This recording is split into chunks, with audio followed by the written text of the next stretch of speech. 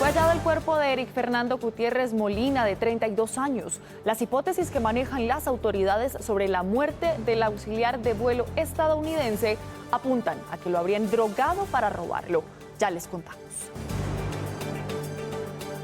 Con el fin del paro minero en el Bajo Cauca antioqueño se levantaron los bloqueos en la vía que conduce a la costa Caribe. Soldados del ejército retiraron los troncos de árboles y las barricadas que estaban impidiendo el paso de vehículos. En minutos les contamos los acuerdos a los que llegaron el gobierno y los mineros en la mesa de negociación.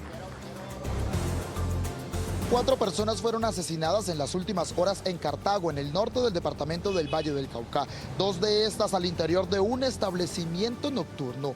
Una de las víctimas es una mujer. Autoridades investigan si se trataría de una guerra entre bandas delincuenciales. Los detalles en minutos en Noticias RCN. ¿En qué estamos fallando? Las cifras de violencia intrafamiliar en Bogotá están disparadas. El aumento es tan evidente como peligroso. Hoy no se pierdan nuestro especial, Una deuda con ellas. En Bucaramanga, gracias a Noticias RCN, fueron escuchadas las súplicas de una mamá que luchaba para que la nueva EPS autorizara el traslado a Bogotá de su bebé de 6 meses que requiere con urgencia un trasplante de médula ósea. En minutos, la historia. Vuelve y juega. Aunque había renunciado al cargo, otra vez postularon la hoja de vida de Cielo Rusinque como superintendente de Industria y Comercio. De esto hablamos en minutos. En Magdalena, familiares recibieron los cuerpos de las 3 víctimas de esta región del accidente del avión Hércules. 2 soldados y un agente de policía fueron trasladados. En otras regiones también están a la espera de la llegada de sus seres queridos mientras continúan los homenajes. Hoy en Tu Lado Animal les contamos cómo estuvo la jornada de la Gran Donatón en Bucaramanga y les hablaremos de la historia de Ciruelito, un manatí que recuperó la libertad. Un mes cumple la ofensiva de Estados Unidos e Israel contra el régimen de Irán. Los bombardeos continúan y el precio del barril del petróleo Brent sigue por encima de los $100. Los hutíes de Yemen se sumaron al conflicto lanzando misiles contra Israel. Más de 327.000 personas están afectadas por un fuerte temporal que azota a Daguestán en Rusia. Autoridades reportan graves inundaciones y cortes de energía en la región. Las precipitaciones continuarán durante el fin de semana.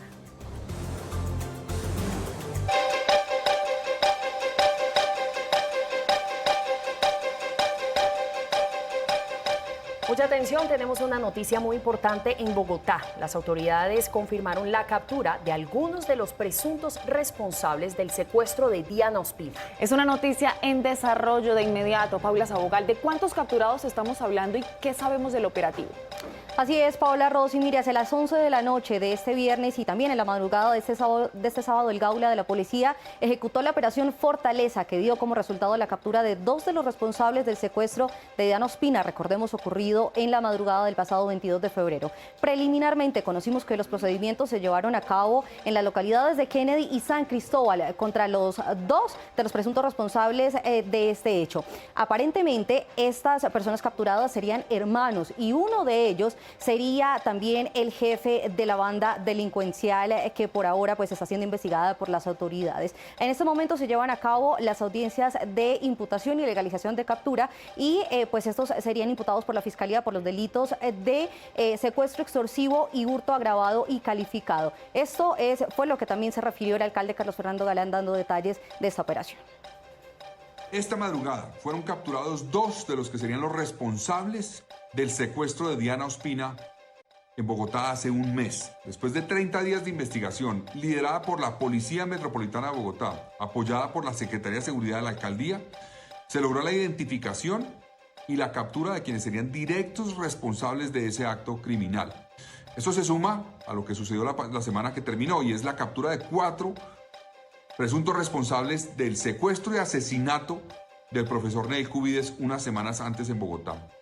En el caso de ellos ya se legalizó la captura. Nos queda respaldar plenamente a la Fiscalía en esta etapa para garantizar que los jueces de la República le dicten medida de aseguramiento con privación de la libertad a estas personas que son evidentemente un peligro para la sociedad, para todos los bogotanos. Un agradecimiento y una felicitación a la Policía Metropolitana por el esfuerzo investigativo que desplegaron, que llevó a estas capturas. Según la información que conocimos preliminarmente, a estas personas se les atribuirían también otros 3 casos más relacionados con este mismo delito y este accionar criminal. Además, otras personas las autoridades estarían detrás de otras personas en la pista porque estarían fuera del país presuntamente. Es la información que tenemos hasta ahora desde la redacción de Noticias RCN. Ustedes tienen más.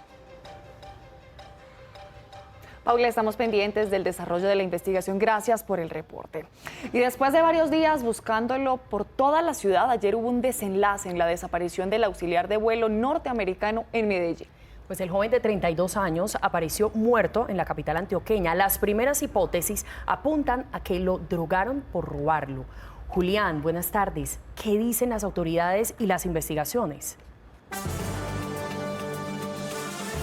Rosy, Paola, televidentes, buenas tardes. Aunque esa es la hipótesis que más cobra fuerza, ¿será medicina legal la entidad que determine las causas del fallecimiento? Precisamente en estos momentos avanzan las pruebas forenses al cadáver que fue encontrado en el suroeste de Antioquia en alto estado de descomposición, justo 6 días después de reportarse la desaparición de este auxiliar de vuelo extranjero. Entre Puente Iglesias y Jericó, en el suroeste de Antioquia, a casi 100 kilómetros de distancia de la última ubicación que arrojó su celular, fue encontrado el cuerpo que sería del auxiliar de vuelo estadounidense Eric Fernando Gutiérrez, de 32 años, que fue reportado como desaparecido el domingo 22 de marzo mientras hacía escala en Medellín. Aún su celular estaba activamente. El domingo por la mañana. Por las 5 de la mañana creo que él mandó un texto a su amigo con su locación. Y luego como por ahí de las 4, 3 o 4. Entre 3 y 4 había otra ubicación, pero esas 2 ubicaciones obviamente estaban afuera de donde él tenía que estar ya como preparándose para ir al trabajo. El auxiliar de vuelo de American Airlines había salido con 2 compañeros a El Poblado, pero tras quedarse solo con una de ellas, conocieron a otras personas con quienes posteriormente se desplazaron a Itagüí. La mujer regresó al hotel, pero él no. Ya se tienen avances importantes dentro de la investigación, personas identificadas que estuvieron con ellos, vehículos utilizados, celulares utilizados e información que por ahora permite concluir que efectivamente se encontraron con unas personas que tienen antecedentes de incurrir en la modalidad de el hurto bajo la sustancia de escopolamina. El cuerpo permanece en medicina legal. Julián, hay otra noticia muy importante en Antioquia. Levantaron el paro minero, hablemos de esto.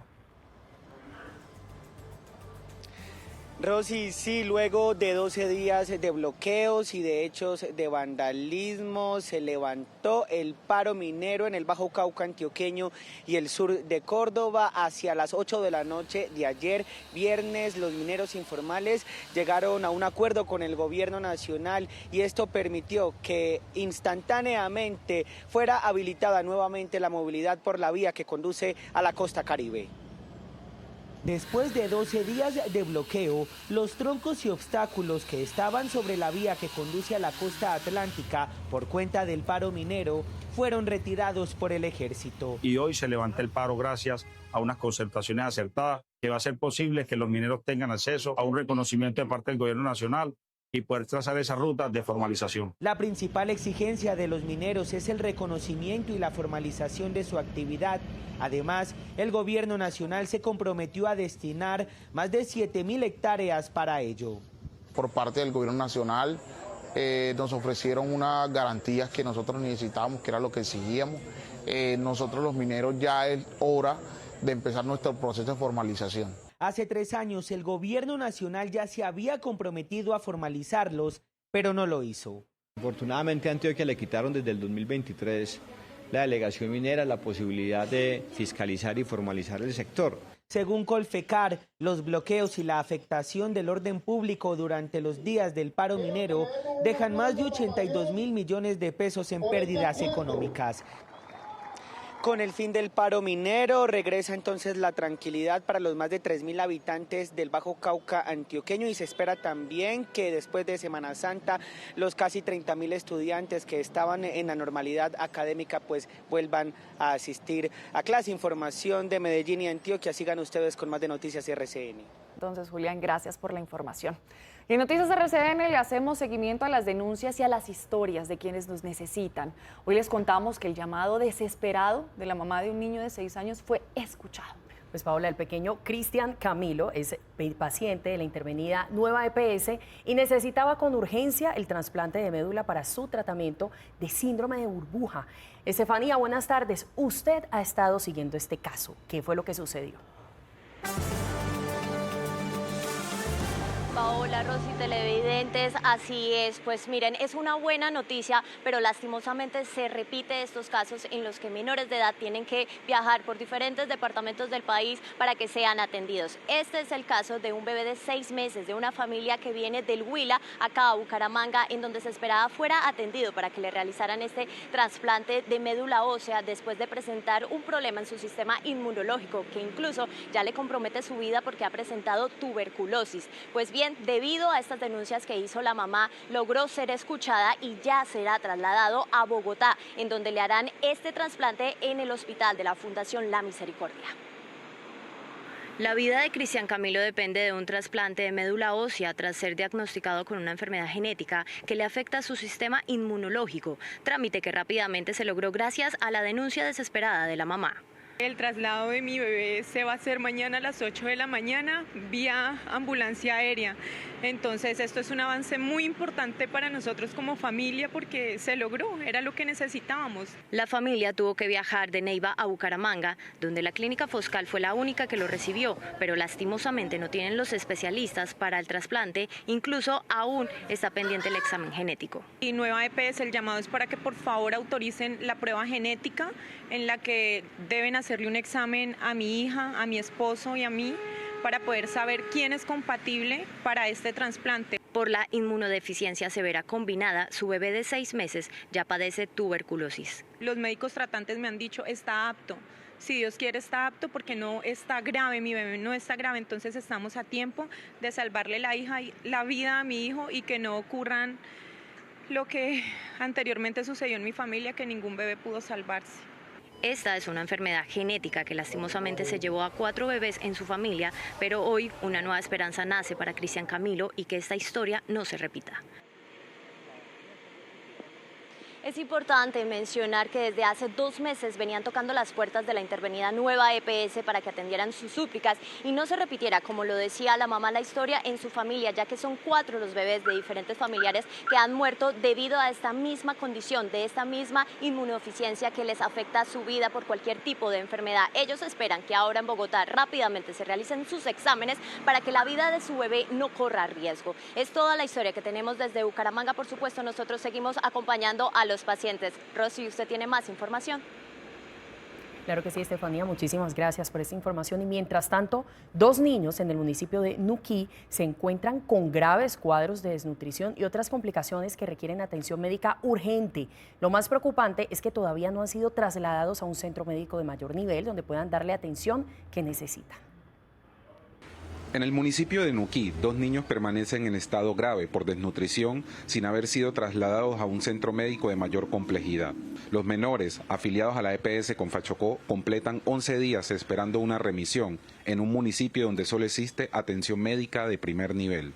Desde la Personería Municipal de Nuquí estamos haciendo un seguimiento a una situación muy delicada que involucra a 2 niños de nuestro municipio, Lianicón Chávez Cabrera y José Sarmiento Cabrera.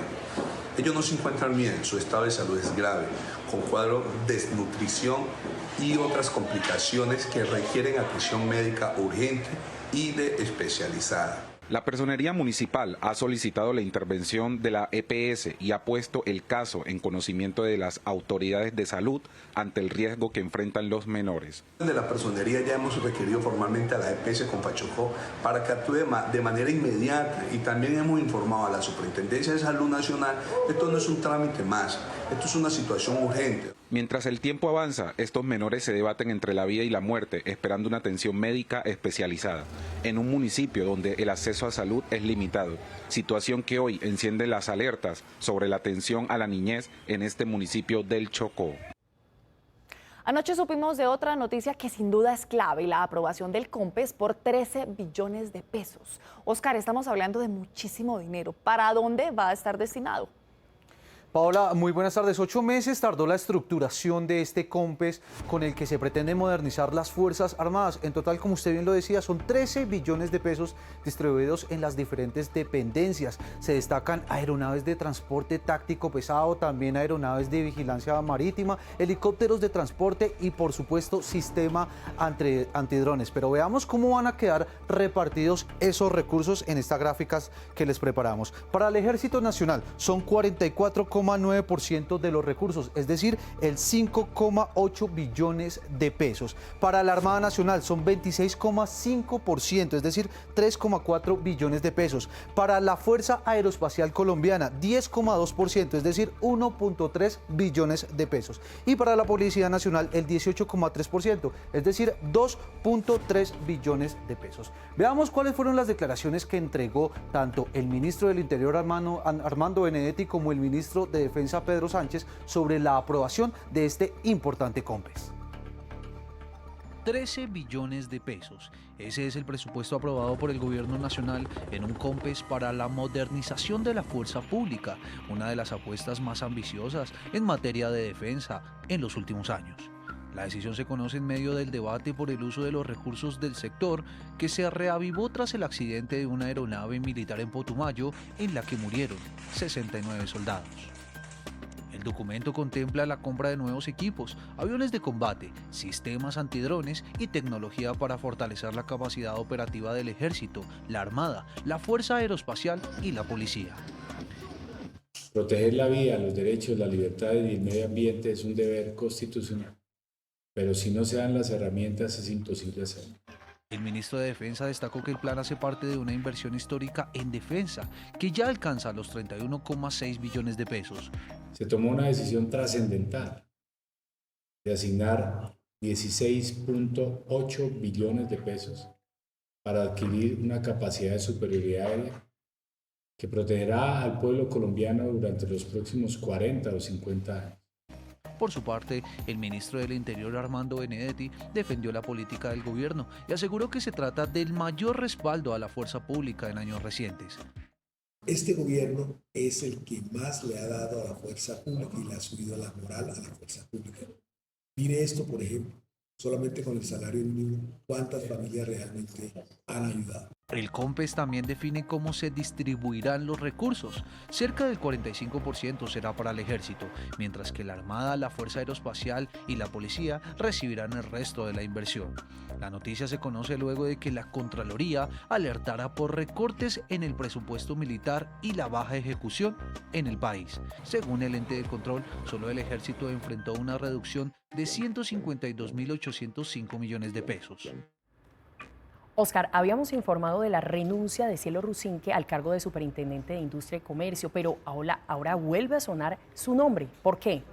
Rosy, así es, pues solo pasaron 9 días desde que la sección quinta del Consejo de Estado anulara la designación de Cielo Rusinque como Superintendente de Industria y Comercio y una vez más su hoja de vida vuelve a aparecer para que asuma este importante cargo. Recordemos que el Alto Tribunal había determinado que Rusinque no cumplía con las exigencias legales para el cargo, específicamente lo relacionado con los títulos de posgrado afines y los 10 años de experiencia requerida para el puesto. Sin embargo, un decreto del Gobierno Nacional del mes pasado, del 5 de marzo, flexibilizó estos requisitos, por lo cual podría volver al cargo pues, sin ningún problema. Oscar, gracias por la información. Vamos ahora a hablar de nuestras regiones porque de nuevo el norte del Valle del Cauca vive una racha violenta. En las últimas horas se registraron 2 dobles homicidios. Entre las víctimas hay lamentablemente una mujer. Larrín, ¿qué más detalles se conocen?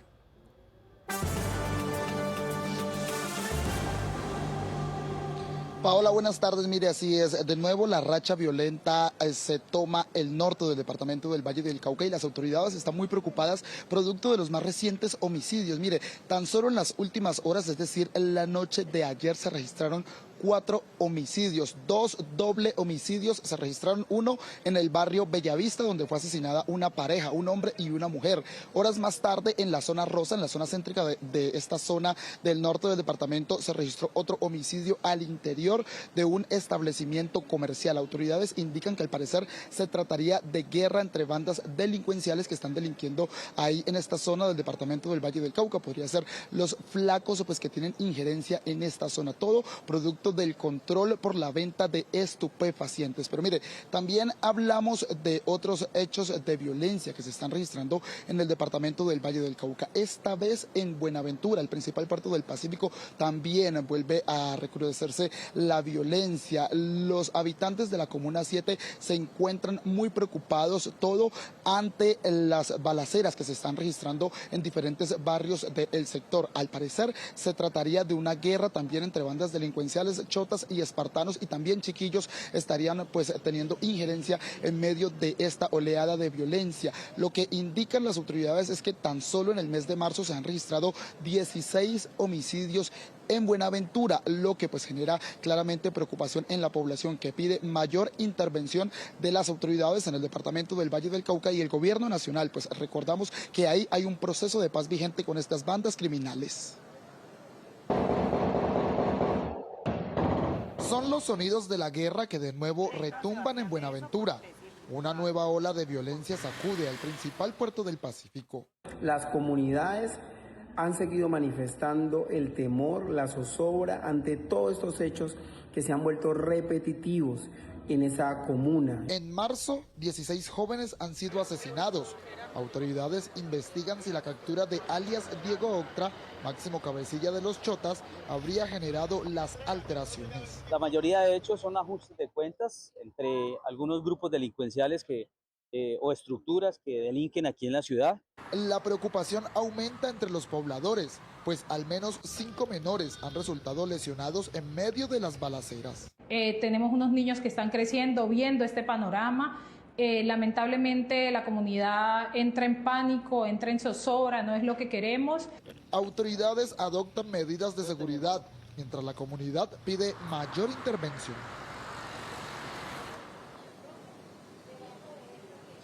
Mire, y es que cabe resaltar que hace tan solo unos meses se registró en Buenaventura una megatoma donde logró calmarse el panorama de violencia. Sin embargo, pues en los últimos días se han registrado muchos homicidios y además se siente temor entre la población civil. Nosotros, por supuesto, en Noticias RCN y en esta zona, en la región, pues estaremos muy atentos a cómo avanza esta oleada de violencia que se está registrando de nuevo en el principal puerto del Pacífico. Rosy, continúe usted con más noticias.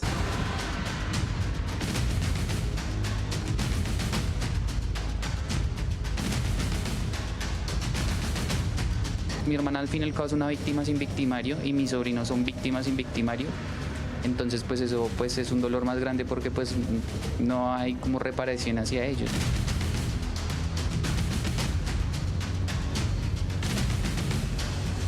La extrema gravedad de la conducta, el contexto de violencia de género, la pluralidad de las víctimas. El primer día que nos separamos, ese día hubo violencia física, psicológica.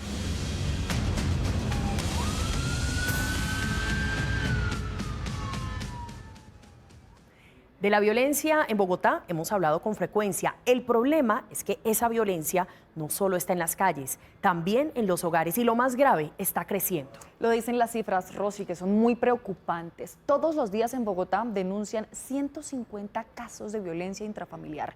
Las principales víctimas son las mujeres. Por eso, comenzamos con este especial que hemos llamado Una deuda con ellas. Paula Sabogal, usted ha estado investigando y reuniendo testimonios. Adelante con la primera parte de este especial. Mire, como siempre, la voz de las víctimas aquí en Noticias RCN es protagonista y es a partir de la voz de estas mujeres que hemos reconstruido para todos ustedes un panorama completo de qué es lo que está pasando con la violencia intrafamiliar, no solo en Bogotá, sino también en Colombia. Como ustedes bien lo decían, en la capital, al menos cada hora 6 casos se registran en la capital de violencia intrafamiliar. Y aquí la pregunta que vale la pena hacernos como sociedad, también para las autoridades y las instituciones, es ¿en qué estamos fallando? Nosotros pudimos reconstruir a partir de estos testimonios la violencia que tienen que enfrentar no solo adentro de sus casas, sino también la violencia que tienen que sufrir en cada etapa del proceso cuando deciden denunciar. Bogotá está fallando en proteger la vida dentro del hogar. Estamos fallándole a quienes enfrentan una violencia silenciosa, esa que ocurre de puertas para adentro y que muchas veces es invisible. Historias como la de Lorena, que hoy decide hablar entre el miedo y el dolor. Cuando yo decido separarme por muchos hechos, entre esos hechos hubo algunos hechos de violencia psicológica y temas de infidelidad, decido separarme, comienzo a tener unas retaliaciones por esta decisión donde me comienzo a ver hostigada. La decisión de irse no fue el final, fue el comienzo de una pesadilla aún más profunda. El primer día que nos separamos, ese día hubo violencia física, psicológica y de ahí para acá pues todo el tiempo es hostigamiento, violencia psicológica, no violencia física porque sería mentiroso decirlo, pero sí violencia psicológica y una violencia que hoy en día muy pocas personas tienen este concepto que se llama violencia vicaria. Y no es un caso aislado. Entre enero y febrero de 2026, Bogotá registró 8.999 casos de violencia intrafamiliar, un promedio alarmante. 152 casos diarios, más de 6 cada hora. La cifra no es solo dolorosa, también indigna. Representa un aumento del 37% frente al mismo periodo de 2025, que ya había sido el año más violento en la historia reciente. El 70% de las víctimas son mujeres y lo más preocupante, más de 1.400 casos involucran a menores de edad. Porque uno cree que por el hecho de ir a denunciar va a recibir el apoyo total y no. O sea, como te acabo de decir, uno se encuentra un sinfín de cosas y de retos.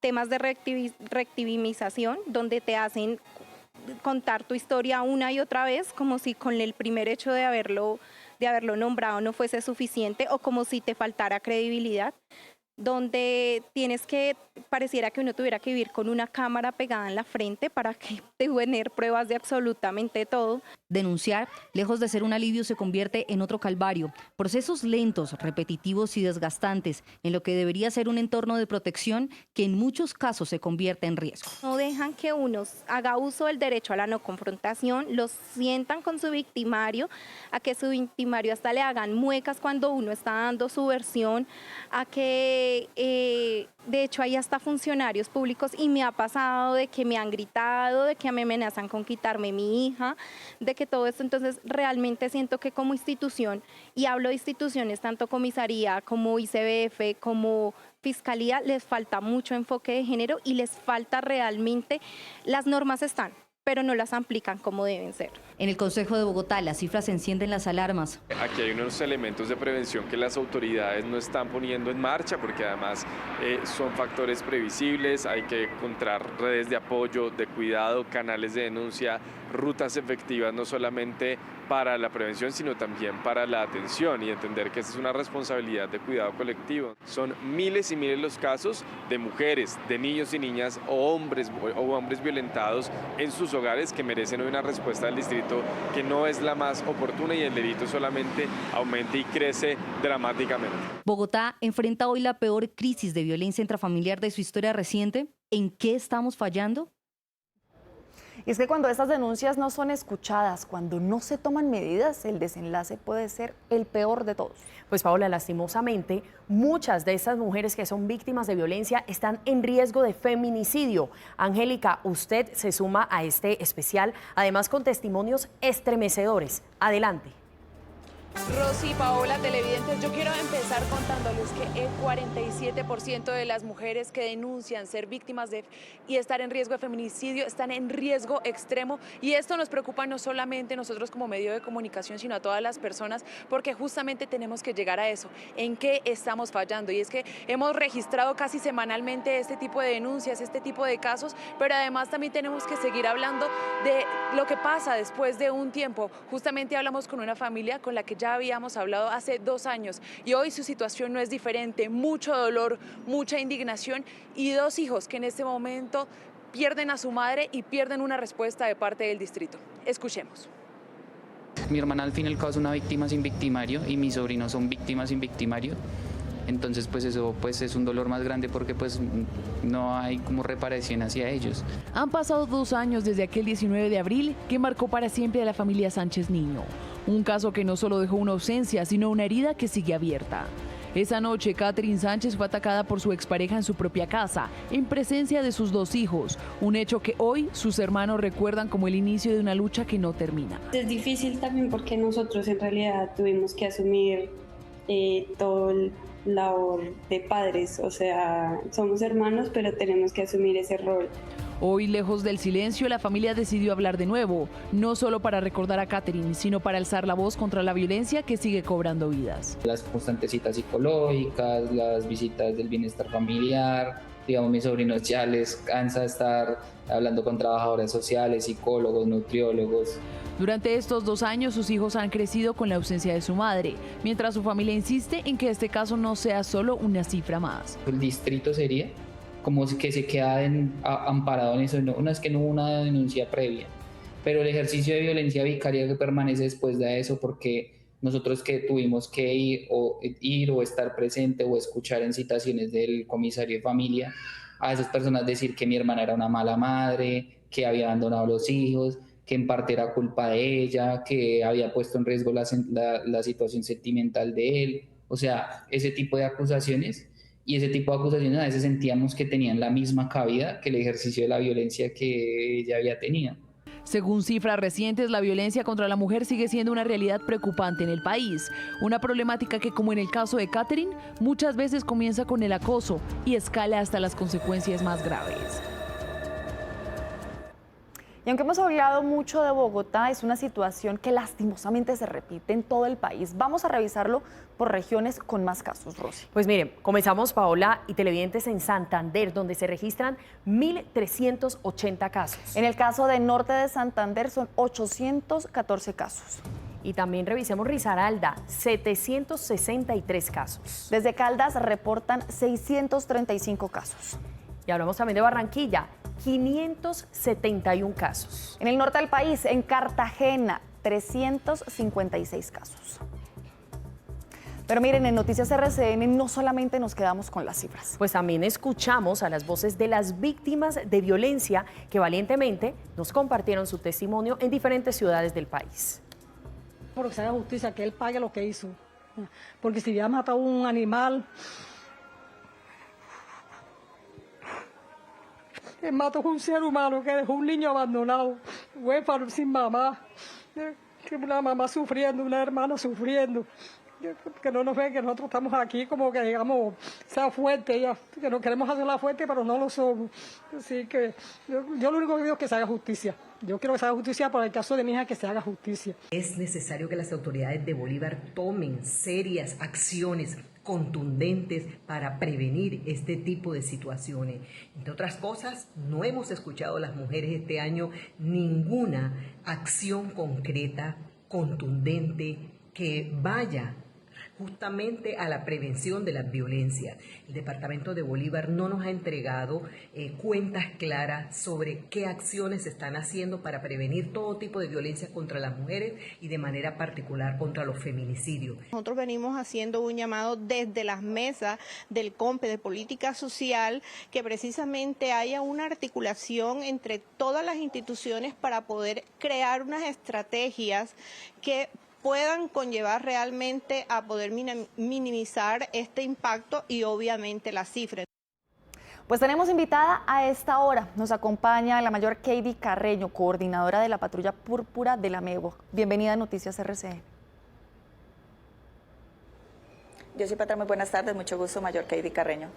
Mayor, si una mujer está siendo víctima de violencia, ¿cómo y dónde puede denunciar? Bueno, ante todo, muchísimas gracias por la participación. Para esto tienen que llamar, tenemos diferentes canales, tenemos la línea 123, tenemos la línea 155, la 018.000, 112, 137. Estos canales son para allegarnos y hacer la participación, la llegada a la Patrulla Púrpura.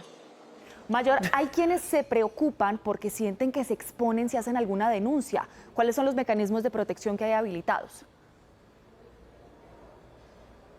En los mecanismos de protección que tenemos al realizarse el acompañamiento, eso es importante tenerlo en cuenta. Ese acompañamiento es algo interinstitucional gubernamental, donde se participa la Policía Nacional, participa la Fiscalía, Secretaría de la Mujer, Secretaría de Salud, Medicina Legal, Comisaría de Familia, entre otros. Esta participación se hace para una asesoría tanto jurídica como psicológica en cada uno de los casos, en el caso por competencia. Mujer o una víctima de violencia intrafamiliar puede identificar que está siendo víctima, porque muchas creen que solo hasta cuando hay un golpe son víctimas de violencia intrafamiliar. ¿Qué le recomienda usted?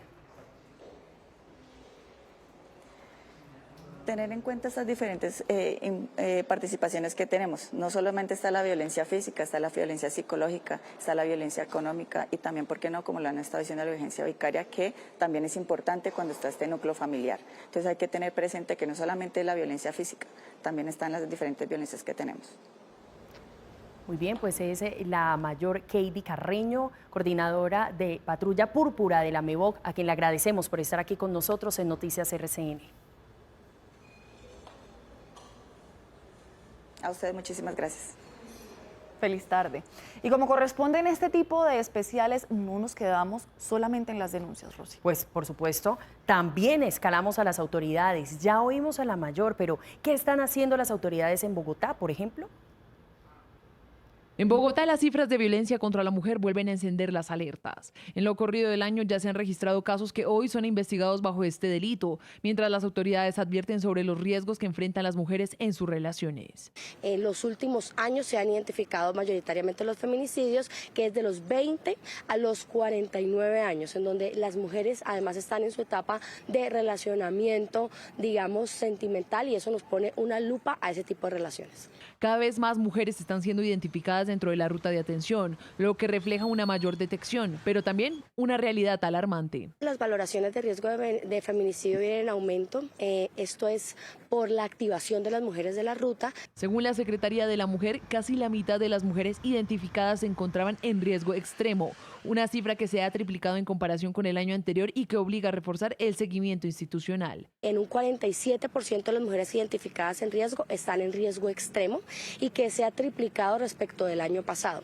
Eso que hace que nos compromete a nosotras con un seguimiento que tenemos desde la Secretaría en lo que se llama el sistema de alertas tempranas. El reto sigue siendo que todas las instituciones actúen de manera coordinada y con enfoque de género, desde la policía hasta los jueces que toman las decisiones finales. Los jueces de la República en sus sentencias también deberían valorar cuando una mujer está más en riesgo por ser mujer. Policía, que es quien llega al sitio usualmente del crimen. Entonces, digamos, el levantamiento de esa información, también entendiendo esos enfoques, es muy importante. A esto se suma el fortalecimiento de las comisarías de familia con más equipos y puntos de atención en una ciudad donde la violencia intrafamiliar sigue teniendo como principales víctimas a las mujeres. Es importante seguir insistiendo en qué es eso que denominamos violencia intrafamiliar, que además en el 70% son las mujeres las víctimas de este delito de alto impacto. Hoy el llamado es claro: reconocer las señales de violencia y acudir a los canales de atención puede marcar una gran diferencia. Y a todas estas, ¿qué dicen los expertos? ¿Cómo se deberían abordar estos casos y cuál tendría que ser la forma de no fallarle a las mujeres que denuncian? Pues hemos hablado con ellos y desde diferentes especialidades nos dan sus opiniones sobre cómo hacerle frente a un problema que es creciente. Detrás de cada cifra hay una historia que no termina cuando se denuncia. No solo cargan con las heridas de la agresión, también con las consecuencias que deja un sistema que ellas aseguran, lejos de protegerlas, muchas veces las vuelve a lastimar. Nosotros en términos sociales reconocemos que algo está mal cuando es visible, ¿sí? Entonces, por ejemplo, cuando hay un moretón, cuando hay un golpe, cuando hay una herida, y eso en muchas ocasiones hace que incluso la propia víctima o la persona que está siendo afectada por el ciclo de violencia no reconozca que está atravesando esa violencia de por sí.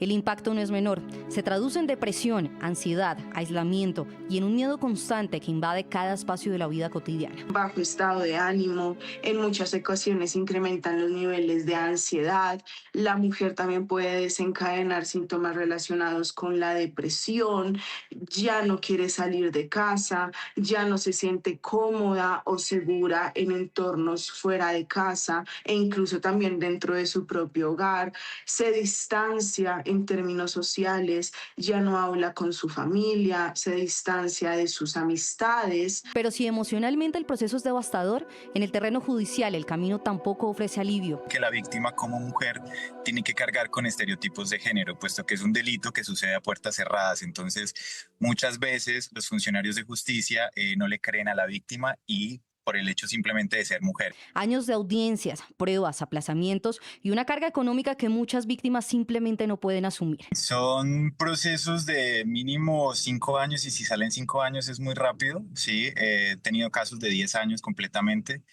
pero también he tenido víctimas que han tenido que gastar 1.000 millones de pesos en abogados, cantidad de millones de pesos en abogados, que a la final pues no sucede nada para ellas o su proceso se archiva. El resultado, procesos que se dilatan, casos que se enfrían y víctimas que en medio del desgaste desisten.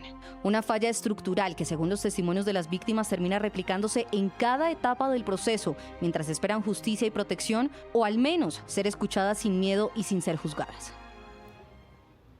Recuerden que este especial completo lo podrán ver en nuestras plataformas digitales y en noticiasrcn.com. A la 1:12 p.m. cambiamos de tema porque un confuso caso de un presunto fuego amigo dejó un policía muerto en la vía Panamericana.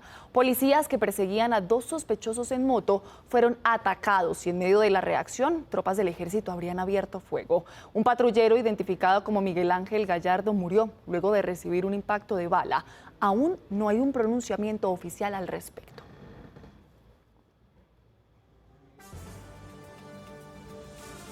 1:13 p.m.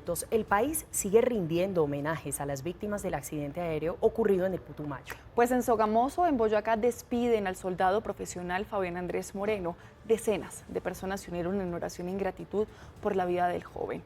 Vamos a revisar la situación en Boyacá, pero también en otros puntos desde Sogamoso y también estaremos en Montería y en Santa Marta. Ángela, comienzo con usted. Usted habló con los allegados. ¿Qué le dijeron? Paola, Rosy, televidentes, buenas tardes. Precisamente los saludo, como ustedes lo dicen, desde la funeraria Luz y Paz de Sogamoso. Los familiares, los amigos han dicho que el soldado profesional Fabián Andrés Moreno falleció cumpliendo el sueño que tanto recitó en la oración patria. Ser soldado tuyo es la mayor de mis glorias y por eso lo recordarán con mucho orgullo. El soldado Moreno se desplazaba hacia esta ciudad a disfrutar de un periodo de vacaciones. Aquí se iba a encontrar con su esposa y también iba a ver por primera vez caminar a su pequeña hija, una bebé que hoy no sabe lo que sucede, pero que despide a su padre. Esto fue lo que nos dijeron sus familiares y amigos. Para mi hijo, que se lo merece porque es un guerrero, es un héroe, es un valiente, un héroe de la patria que se lo merece. Nos sentimos profundamente agradecidos con la fuerza pública por venir a hacerle sus sentidos homenajes. Duele harto porque es algo que nunca uno se lo espera. Él desde muy niño quería ser soldado, le gustaban mucho las armas, me encantaba. Y pues nada, sé que murió haciendo lo que le gusta, su profesión. Un abrazo solidario. Y con honores fue recibido en Medellín el cuerpo del soldado Benjamín Esteban Pérez, una de las 69 víctimas de la tragedia aérea en Putumayo. Los restos mortales del soldado profesional aterrizaron en el aeropuerto Olaya Herrera en una aeronave del ejército.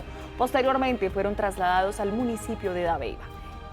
Y en Tolima, la comunidad de Coyaima se reunió para rendir un sentido homenaje al cabo tercero Jefferson Fabián Octavo Yamírez con una emotiva ceremonia militar y una calle de honor.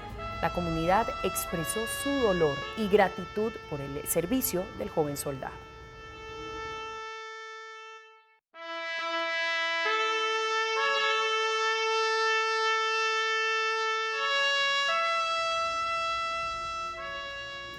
Y a Montería fueron llevados hoy los cuerpos de otros 3 jóvenes militares. Las familias de Cristian Camilo Baza, Camilo Andrés Ángel y Luis Eduardo González recibieron sus restos en el aeropuerto Los Garzones. Oscar Sánchez, adelante con los detalles de esta jornada.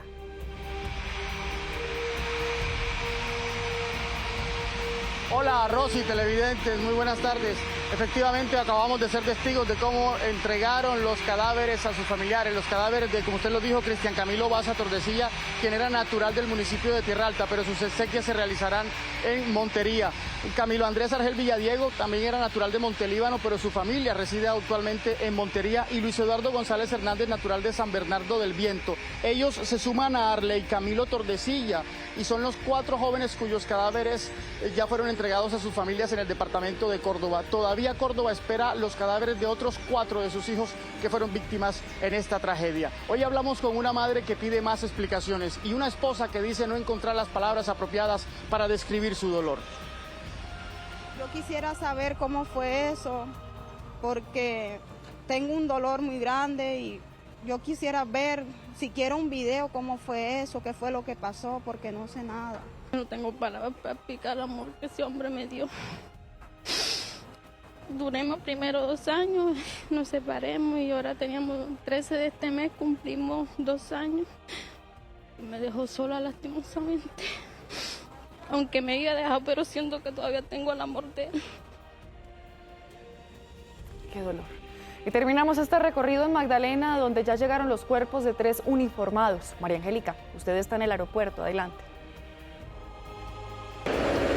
Buenas tardes, los saludo desde el Aeropuerto Internacional Simón Bolívar, lugar donde arribó un avión con los cuerpos de los 2 soldados profesionales, Luis Antonio López Orozco, oriundo del municipio de Pueblo Viejo, y Urbano Pertús Martínez de Aracataca. En medio del dolor, sus familiares los recibieron y tras una ceremonia militar emprendieron camino hacia sus municipios de origen, donde los esperan familiares y amigos para darles una santa sepultura. Hacer una ceremonia, un protocolo y darle su cristiana sepultura, que ya como hoy son 6 días y nada. Toda la familia, toda la comunidad le ha dolido la pérdida, que la tragedia que hubo en el avión ese, donde hubo muchos soldados muertos. Por otra parte, anoche llegó vía aérea a Barranquilla el cuerpo del agente de policía adscrito al Gaula, Carlos Elías de la Cruz, y posteriormente fue trasladado vía terrestre al corregimiento de Río Frío en zona bananera. A su ingreso a la población, los habitantes lo recibieron con velas encendidas en señal de una tristeza generalizada. Esta tarde se realizarán las honras fúnebres de este agente. De esta manera termina el ciclo de traslado de las 3 víctimas que lamentablemente fallecieron en este siniestro aéreo, pero el duelo continúa. Esta es toda la información desde Santa Marta. María Angélica Iguará, Noticias RCN. Angélica, muchísimas gracias por esta información. 1 de la tarde, 19 minutos. Es increíble que los deportistas siempre salgan a dar lo mejor de ellos por Colombia, a llevar nuestra bandera y dejarla en alto, y que de un momento a otro se queden sin ningún tipo de apoyo del gobierno nacional. Pues hoy les hablamos de Manuela Gómez, una antioqueña que nos representa en el canotaje y que denuncia su exclusión del Ministerio del Deporte en el programa Deportista Apoyado. Esta es su historia. De conseguir el sueño olímpico en París a pasar a la deriva de su porvenir deportivo. Manuela Gómez hizo historia en las pasadas justas olímpicas al ser la primera representante colombiana en el canotaje y ahora se encuentra sin el apoyo del Ministerio del Deporte para su camino hacia Los Ángeles 2028. Esta situación en la que llegamos ha sido bastante complicada, ha sido muy triste, pues porque nosotros hoy no contamos con una federación sólida, no contamos con un apoyo suficiente para decir que vamos a participar en cierto tipo de eventos. Un ciclo olímpico que traía buenos réditos para la antioqueña, incluyendo las medallas de oro obtenidas en los pasados Juegos Bolivarianos de Ayacucho, Lima. Bien o mal el tipo de recursos que recibíamos y el apoyo económico nos ayudaba al menos para amortiguar un poco o subsanar un poco ese tipo de gastos y poder participar como lo hicimos el año pasado. La exclusión fue un golpe bastante duro y que hace que vamos un poco más lejos de esta clasificación a los próximos Juegos Olímpicos. Sin embargo, para continuar en su causa por clasificarse a la próxima cita olímpica en Los Ángeles, necesita el respaldo para seguir en competencia en la sumatoria de puntos. Dedicamos la vida a esto. siempre luchamos por ser mejores, por llevar el nombre de Colombia en alto, por tener muy buenos resultados, pero no podemos ser abandonados. Manuela, como muchos de nuestros atletas, luchan por dejar la tricolor en lo más alto, pero requieren de los recursos para mantenerse en su sueño de alcanzar las grandes gestas deportivas. Recientemente, la Contraloría General se refirió a ciertos vacíos que encontró en el decreto de emergencia económica expedido por el Gobierno Nacional. Precisamente, uno de los articulados habla acerca de un impuesto temporal al patrimonio en las regiones más afectadas tras la temporada de lluvias. Santiago Mendoza nos cuenta los detalles sobre el impuesto. Después de las advertencias de la Contraloría General de la República sobre los vacíos en la estructura y diseño para ejecución en varios de los articulados del decreto de emergencia económica y la ausencia de un censo de los damnificados, uno de los puntos que más llama la atención está relacionado con un impuesto temporal al patrimonio en las regiones afectadas por las lluvias.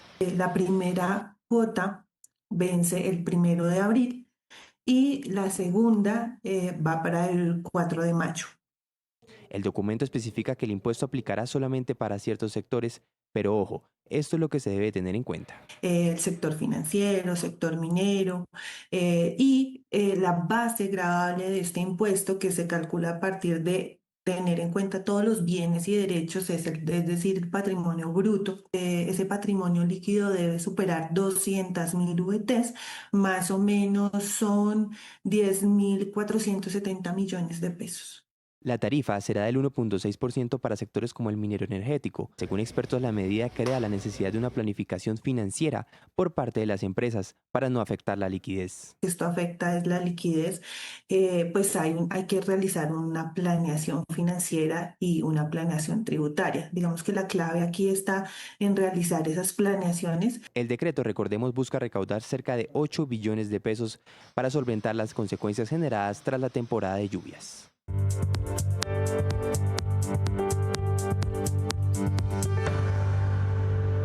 Hace exactamente un mes, Estados Unidos e Israel comenzaron una ofensiva contra el régimen de Irán que ha derivado en un conflicto que deja cientos de muertos, destrucción en el Golfo Pérsico y la incertidumbre por el panorama económico. Vamos a revisar algunas cifras, porque según la Media Luna Roja, al menos 1.900 personas han muerto en Irán como consecuencia de los bombardeos.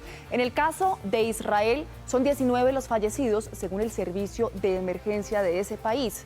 Entre tanto, Naciones Unidas reporta más de 3 millones de desplazados en territorio iraní desde el inicio de los ataques. Y si hablamos de economía, el precio del barril del petróleo Brent está disparado nuevamente y se ubica por encima de los $100. En el siguiente informe les tenemos una actualización de los más recientes acontecimientos en esa región del mundo. Un nuevo actor se suma a la escalada bélica en Medio Oriente que ya cumplió 4 semanas. Los hutíes de Yemen confirmaron su primer ataque directo a Israel con 2 misiles que fueron interceptados. De otro lado, misiles y drones iraníes apuntaron contra la base aérea Príncipe Sultán en Arabia Saudita. El bombardeo dejó 12 soldados estadounidenses heridos y daños en aviones de reabastecimiento. Horas más tarde, el régimen apuntó contra la población de Beit Shemesh, cerca de Jerusalén, y causó estragos en varias edificaciones del sector. En Cisjordania, una nube de humo dio cuenta de los ataques. De otro lado, 3 periodistas libaneses murieron tras un ataque israelí. Según las fuerzas de defensa, habían apuntado contra uno de ellos, a quien señalaron de terrorista. La situación parece lejos de mejorar. Estados Unidos desplegó hacia Medio Oriente el buque anfibio USS Tripoli con 3.500 marineros a bordo y aviones de transporte y combate. Esta embarcación puede servir como portaaviones ligero. Mientras la tensión aumenta, el estrecho de Hormuz continúa cerrado y Naciones Unidas anunció la creación de un grupo de trabajo para establecer un nuevo mecanismo que facilite el comercio y movimiento de materias primas relacionadas por esa vía marítima. Hablemos ahora de las intensas lluvias que azotan a Daguestán en Rusia, que llevaron a las autoridades a declarar el estado de emergencia.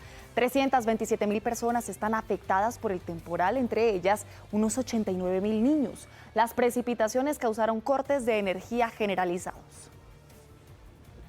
En lanchas y sobre los hombros fueron rescatados los ciudadanos del sur y suroriente de Daguestán, a quienes las fuertes precipitaciones no solo los dejaron con sus viviendas inundadas, sino también sin el suministro eléctrico. El nivel del agua superó los 1.5 metros. Sergei Melikov, jefe de la República de Daguestán. Se están llevando a cabo labores para eliminar las consecuencias y se organizará asistencia para los residentes afectados. Mientras los vehículos son recuperados en las principales vías, autoridades le solicitan a los ciudadanos extremar las precauciones ante posibles precipitaciones durante este fin de semana. Algunos permanecen a la expectativa, a oscuras y con la zozobra de más temporales. Las autoridades reconocen el manejo de la emergencia como un verdadero desafío y le piden a los habitantes evitar salir de casa.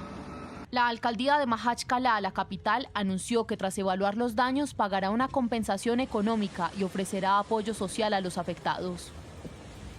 El Papa León XIV adelantó una rápida visita al Principado de Mónaco, desde donde llamó a ayudar a los necesitados.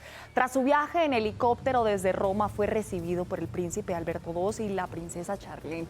Acudió al palacio, luego a la Catedral de la Inmaculada Concepción y para el cierre ofició misa en el Estadio Nacional, desde donde envió nuevamente un mensaje a propósito de las guerras del mundo.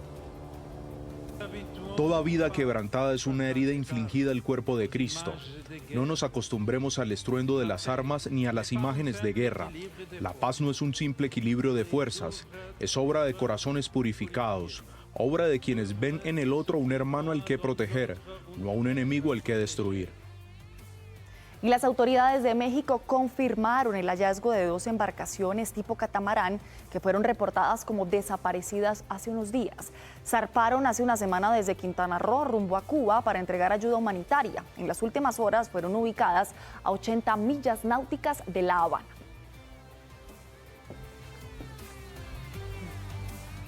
1:47 p.m. Volvamos con noticias nacionales y una noticia judicial importante. Es la audiencia en contra de quienes estarían detrás del asesinato del profesor Neil Felipe Cubides, quien, recuerden ustedes, fue asesinado en enero. ¿Qué pasó en esa diligencia? Pues aquí Oscar Ramírez nos pone al día. De forma reservada se llevó a cabo la audiencia de imputación de cargos contra los 2 capturados por el crimen del profesor Neil Felipe Cubides, ocurrido el 15 de enero en Bogotá. La Fiscalía entregó un relato crudo y detallado de cómo el docente fue atacado dentro de un taxi por al menos 2 hombres. Lo golpearon, lo hirieron para obligarlo a entregar sus claves bancarias y luego lo asfixiaron. La Fiscalía General de la Nación judicializó a Arnold Esteban Páez Herrera, Álvaro Andrés Gómez Méndez, Andrés Chitiva Henao y Sergio David Vázquez Herrera por su presunta participación en el secuestro, hurto y posterior crimen del funcionario de la Procuraduría y profesor universitario Neil Felipe Cubides Ariza. El cuerpo fue llevado a la vereda Los Oches en Usme, donde uno de los implicados lo incineró para borrar evidencia. Durante la madrugada, los responsables retiraron los cerca de 6 millones de pesos y realizaron compras en el sur de la ciudad, movimientos clave para que la SIJIN reconstruyera la ruta del crimen y ubicara a los sospechosos. Les imputó los delitos de homicidio, hurto calificado y secuestro extorsivo, todas las 3 conductas agravadas. La fiscal delegada para la Seguridad Territorial, Daisy Jaramillo, aseguró que las pruebas evidencian la violencia y planeación del delito. Sin embargo, ninguno aceptó cargos. Las autoridades también buscan a una mujer conocida como Paula, señalada de seleccionar a las víctimas mientras el presunto cabecilla sigue libre. 1:49 p.m. Es momento de hacer una pausa a comerciales, pero los dejamos con la imagen de la reseña de Tiger Woods, quien fue liberado bajo fianza. El ídolo del golf había sido detenido tras protagonizar un accidente de tránsito en Florida y negarse a someterse a una prueba de toxicología.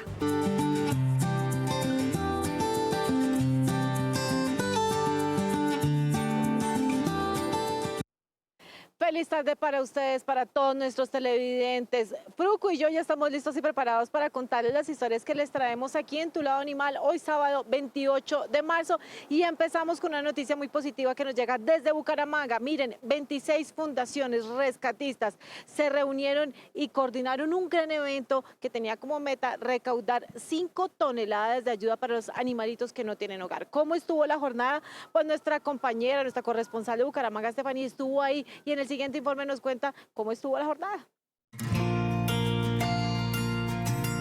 Durante 10 horas, los bumangueses participaron de la Donatón para ayudar a 26 fundaciones de rescate de animales. Este evento, que se realizó por cuarto año consecutivo, logró la meta: 5 toneladas de medicina y alimento. Son alrededor de 26 fundaciones que están inscritas a la Unidad de Bienestar Animal de la Alcaldía de Bucaramanga y se reparten de acuerdo al número de animalitos que tienen por mantener dentro de estas fundaciones o también albergues. Pese al mal clima, la jornada no paró y el Parque San Pío se convirtió en un centro de acopio en el que el mensaje de solidaridad fue significativo. Son iniciativas que ayudan a muchos animalitos y desde que tengo a Lucas nos encanta apoyar todas estas iniciativas y todas estas donaciones. Si es la primera vez que participo, considero que es una iniciativa muy importante poder salvar animalitos que están en condición de calle y darles mucho amor. Pero la actividad no fue exclusiva para los ciudadanos, también llegaron rescatistas de otras ciudades como el Playón. La tarea era clara: ayudar a lo que más se pudiera. Sí, es muy importante porque la idea es que entre más personas se unan a donar tanto a los eventos como a los particulares, es que el beneficio no es para el rescatista, no es para la fundación, es para los animalitos. Tras el éxito de la jornada, los organizadores esperan repetir este reto a fin de año.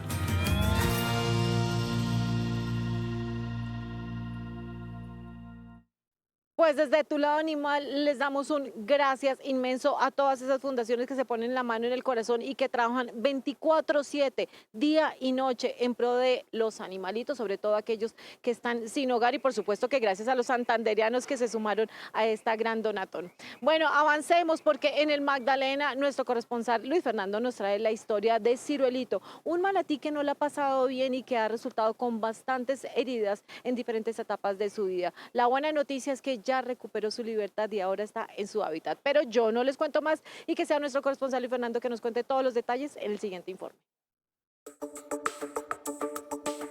En abril de 2023, un pequeño manatí fue avistado junto a su madre cerca a Santa Marta.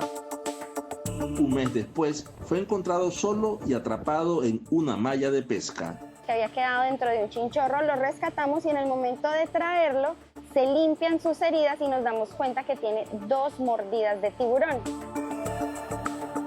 En el Centro de Rescate de Fauna Animal fue recuperado y nuevamente liberado, pero el destino volvió a ponerlo a prueba. En 2024, cuando navegaba en el mar de La Guajira, el ducto de una termoeléctrica lo succionó y tras una compleja operación fue rescatado. Resultó con graves heridas, por lo que tuvo que ser trasladado nuevamente al Centro de Fauna Marina. Después de un tiempo de recuperación, vuelve a la libertad al mar. Es un juvenil casi adulto que está preparado para seguir cumpliendo la función dentro de los ecosistemas marinos, lagunares y de los ríos. Aunque se le tomó cariño y se le bautizó como Ciruelito, este manatí de 6 años y 300 kilos regresó a su hábitat. Ahora, con un corazón pintado en su dorso y otro en su aleta, surca libre por las aguas del Caribe.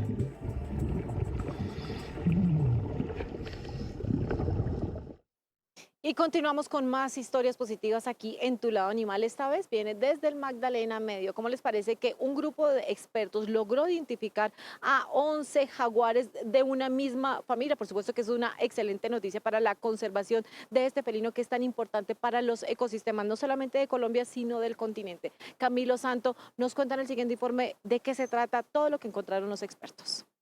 Las densas selvas colombianas tienen un amo. Garras poderosas que recorren el país con una sensibilidad casi inaudible para el hombre. Se trata del felino más grande de América y el tercero más grande del mundo. El jaguar, una especie símbolo de la protección de los ecosistemas, está amenazado en el continente americano. Su población es de poco más de 173.000 ejemplares que viven desde México hasta Argentina. Colombia es el tercer territorio con más felinos en el continente. Su geografía permite al jaguar recorrer las arboledas del Amazonas y el Magdalena Medio. Idear un plan de protección es clave para su supervivencia. A través de nuestra región fluyen todos los jaguares que se conectan del norte al sur del continente. Por eso, la conectividad y proteger los relictos de bosque que aún están presentes en nuestra región es de vital importancia porque garantiza la conectividad entre diferentes poblaciones de jaguares. Pipatón, el macho alfa, Jessie, la reina de la manada, Onca, Balam, Opón e Ireté hacen parte del grupo de 11 felinos que hoy son símbolo de protección en el Magdalena Medio. En una finca ubicada a 20 kilómetros de Barrancabermeja, en Santander, expertos instalaron cámaras trampa para hacerle seguimiento a estos ejemplares. Ha registrado la presencia de 11 jaguares en este lugar, en un lugar de estudio de más de 14.000 hectáreas denominado el Triángulo de la Vía. Acá en Ipacaraí, desde la Estación Biológica Jaguar Ipacaraí, ya llevamos 6 registrados en este lugar.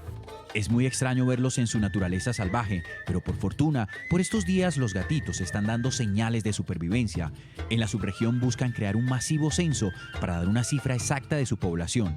Primer censo poblacional de jaguares en el Magdalena Medio.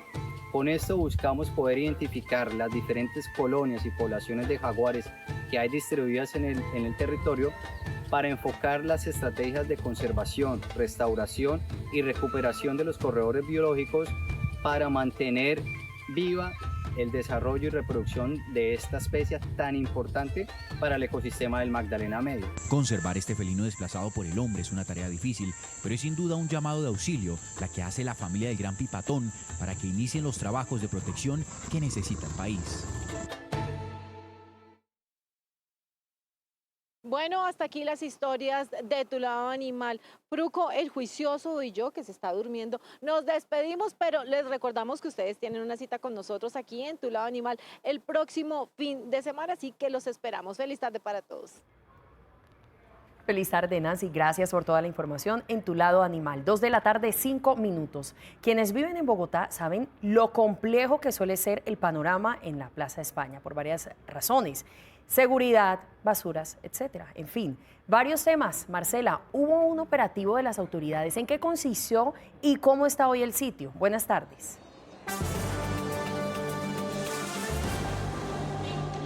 Rosy, muy buenas tardes para usted y para todos los televidentes. Las saludos de la Plaza de España, ya usted lo mencionaba, un histórico de inseguridad, de basuras, pero por supuesto las autoridades, la Alcaldía de Bogotá y la comunidad vienen invirtiendo en ese sector. Quiero mostrarle el panorama, pues se recogieron más de 50 toneladas de residuos, se hizo una jornada pedagógica y cultural y este es el primer paso para recuperar esta plaza. Como ustedes ven, pues han regresado algunos habitantes de calle, pero sin embargo se ve el aspecto de esta plaza totalmente limpia, una recuperación que, insiste, la comunidad se debe seguir haciendo. Este es el primer paso para la recuperación de esta plaza y por supuesto invitamos a los ciudadanos y a la comunidad la conciencia de mantener los espacios limpios. Además, la policía aseguró que continuará haciendo operativos para mantener la seguridad en este sector.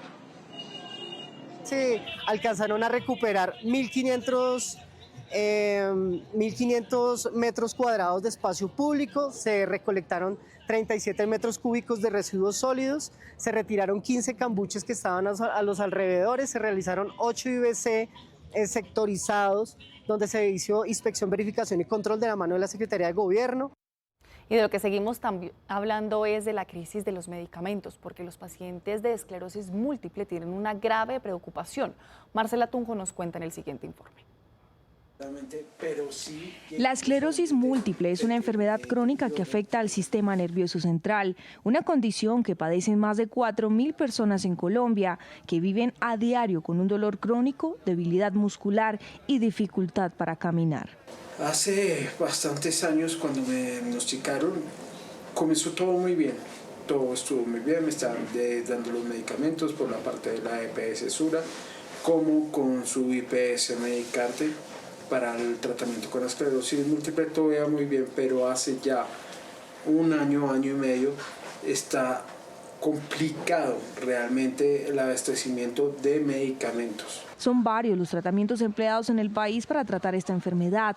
Van desde terapias y fármacos. Sin embargo, hay uno indispensable para poder caminar. La famotidina es un medicamento que sirve para la marcha de los pacientes de esclerosis múltiple, pues es el medicamento que nos da la posibilidad de caminar. Y pues en este momento tenemos 18 pacientes conocidos que estamos sin este medicamento. Me afecta en el sentido que el medicamento sirve para poder efectuar una marcha y desde que no lo tengo, aparte que me incrementó exageradamente la fatiga, Ya no puedo ni siquiera estar en el caminador, sino que estoy lleno de una silla de ruedas. Desde diciembre de 2025, los pacientes con esclerosis múltiple no reciben este medicamento.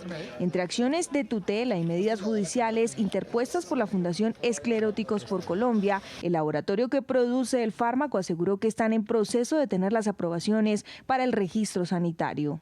Por esta razón informamos que actualmente el producto relacionado no se encuentra en disponible. Sin embargo, se cuenta con una fecha estimada de llegada y disponibilidad a partir de mediados del mes de marzo de 2026 como vital no disponible, hasta que se vuelva a tener favorable el registro sanitario.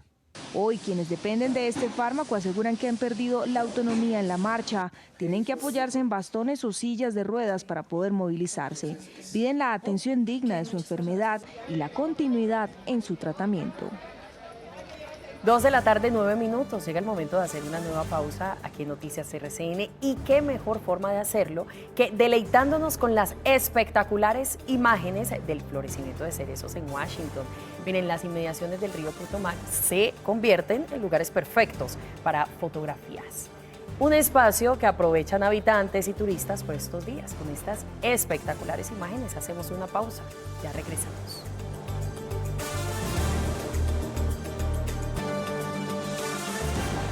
2 de la tarde, 17 minutos. Gracias por continuar con nosotros. Mañana es Domingo de Ramos, una fecha muy importante para los creyentes católicos y que de paso mueve la economía. Los comerciantes ya están listos y aquí les contamos cómo.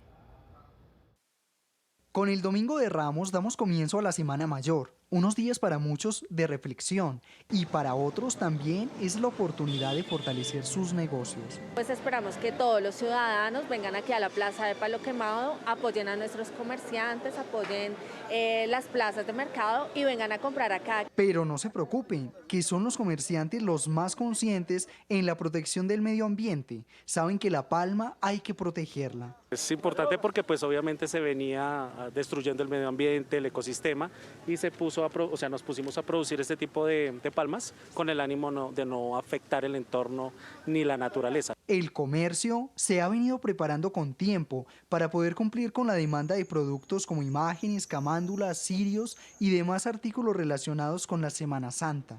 Bueno, llevamos más de 2-3 meses, nosotros fabricamos las veladoras y llevamos más de ese tiempo empezando a organizar todo lo que es material, la parafina, la fabricación, entonces ya para que en esta época ya todos nuestros clientes tengan su surtido en sus almacenes.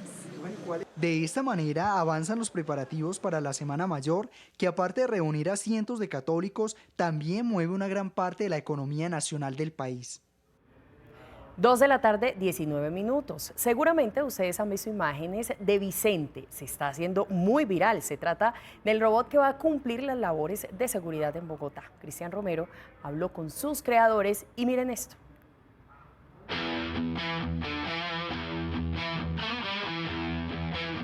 La tecnología sigue avanzando y en Bogotá un robot humanoide comienza a llamar la atención, no solo por su apariencia, sino por sus funciones.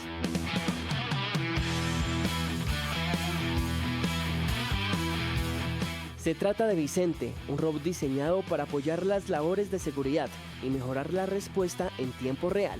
Puede hacer muchas cosas, desde gestos programados, palabras, diálogo que se puede programar y demás, hasta ya digamos que temas de agregados de vigilancia que le estamos haciendo nosotros, como por ejemplo cámaras que se le pueden conectar para que transmitan en tiempo real a centrales de monitoreo que están siendo vigiladas por personas. Pero su presencia también abre una pregunta. ¿Los robots vienen a reemplazar a las personas? Vicente, ¿usted viene a reemplazar a las personas? Hola, soy Vicente, el guarda de la gente. No, en absoluto. Mi propósito no es reemplazar al personal de seguridad humano, sino actuar como un apoyo táctico y una extensión de percepción aumentada. Soy una herramienta que potencia el trabajo humano, no un sustituto de su criterio y experiencia.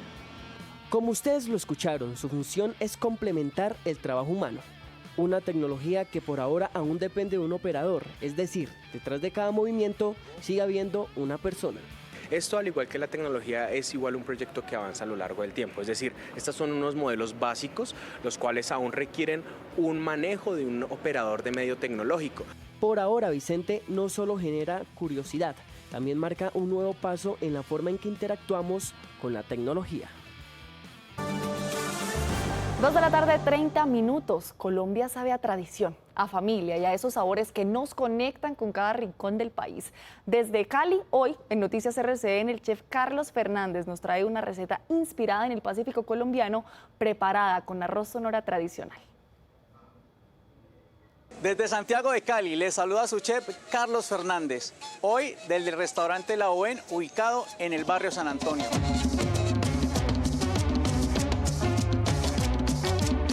Hoy les traigo una receta súper especial con arroz Sonora y es arroz Pacífico y sus ingredientes son 2 tazas de arroz Sonora 100% natural, camarón, corvina, bagre, cebolla, tomate, pimentón, achiote, orégano, paprika, ajo y cúrcuma.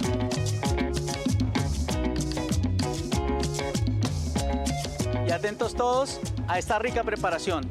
Ya tenemos el sartén previamente precalentado. Vamos a agregar un chorrito de aceite.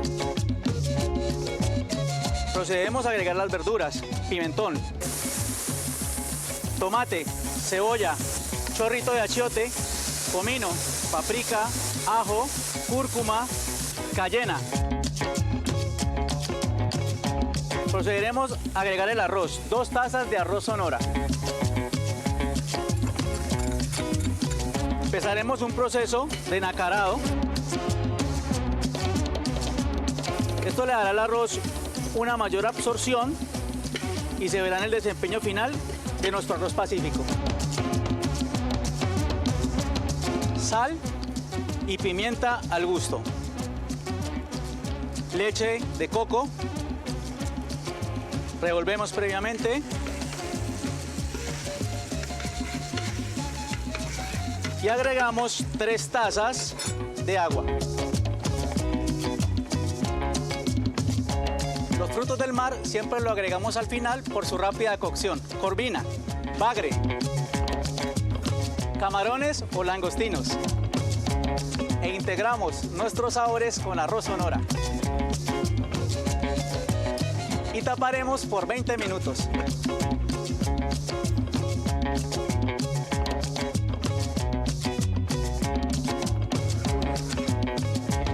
¿Cómo rinde el arroz Sonora y sus granos enteritos? Este es nuestro arroz Sonora, con sabor pacífico y acento bohemio.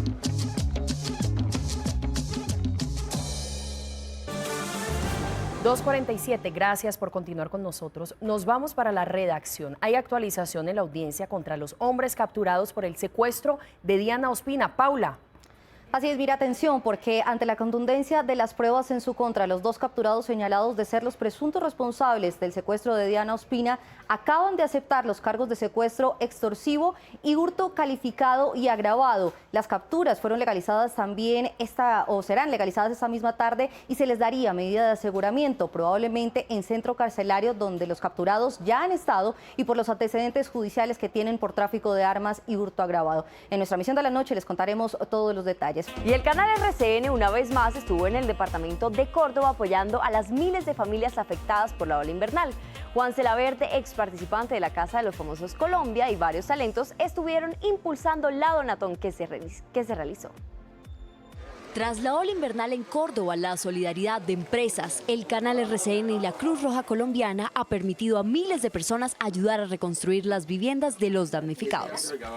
Las donaciones que se han realizado han permitido que podamos llegar a diferentes rincones del departamento de Córdoba, suministrando nuestra asistencia a toda la comunidad. En esta jornada de Colombia Unida por Córdoba, el talento RCN dijo presente, llevando ayuda y un mensaje de esperanza a quienes más lo necesitan.